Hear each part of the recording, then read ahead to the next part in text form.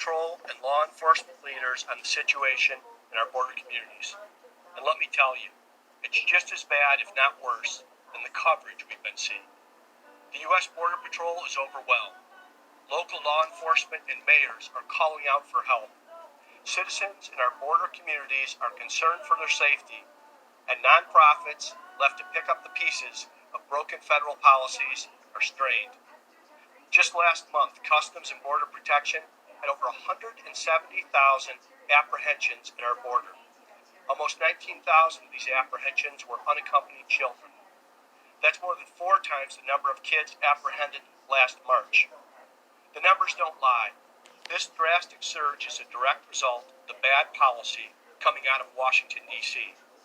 And yet we still haven't received an adequate response from the Biden administration. It's clear that they have no plan. They can't even agree on whether this is a crisis or not. One day the president himself says it is. The next day, others in the administration take it back. I said last month that the Biden administration is totally divorced from reality. Now, at times, it seems like they fully understand the reality, and they're putting their heads in the sand and trying to ignore it anyway. The White House is aware of my view that Arizona needs the National Guard at the border.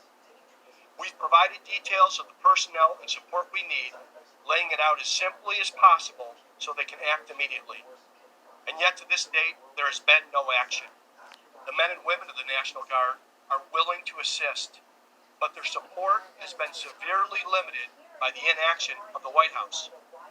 If President Biden does the right thing and acts, they will be able to support ICE and CBP, 2 agencies that desperately need all the support they can get. But it doesn't look like this administration is going to act anytime soon, and we're not going to sit around and wait any longer. That's why today I'm announcing that we are deploying the National Guard on our own. The National Guard will also be available to support other law enforcement agencies, like our state troopers, who are seeing the very real consequences of the Biden administration's failed policies. The Guard will support by assisting with medical operations in detention centers, installing and maintaining border cameras, monitoring and collecting data from our cameras, and analyzing satellite imagery for current trends in smuggling corridors. The Guard has demonstrated that no job is too big or too small for them. Over the past year, they've supported in restocking grocery shelves, and they've helped stop riots in our streets. I know they're up for this challenge too. We've also briefed the legislature on this plan, and together we've agreed to provide up to $25 million to support this effort. I'm optimistic this action will help keep Arizonans safe. There's more work to be done, and I call on the federal government to do more to resolve this crisis.